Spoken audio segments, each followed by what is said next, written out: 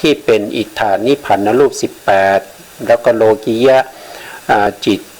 76นะครับเจตสิกที่ประกอบ47เป็น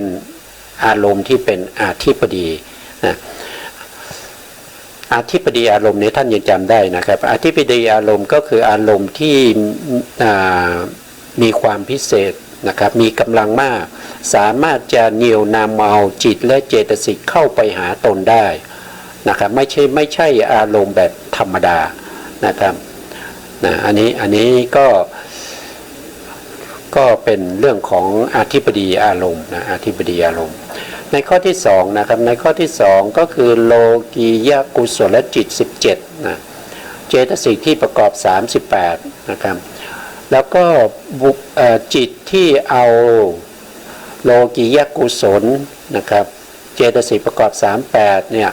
เป็นอธิปดีอารมณ์ก็คือได้แก่มหากุศลนะครับ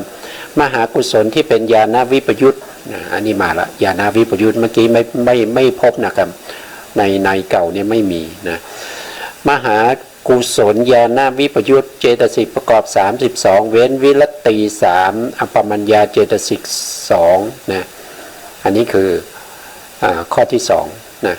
ส่วนในข้อที่3นะครับ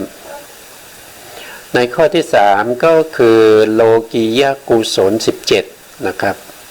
แล้วก็มรรคเบื้องต่ำ3นะผลเบื้องต่ำ3แล้วก็เจตสิกที่ประกอบ38แล้วก็นิพพานนะมรรคเบื้องต่ำนะมรรคเบื้องต่ำก็คือได้แก่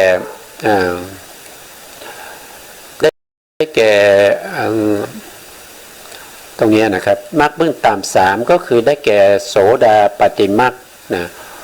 สกทาคามีมรรคอนาคามีมรรคนะครับ3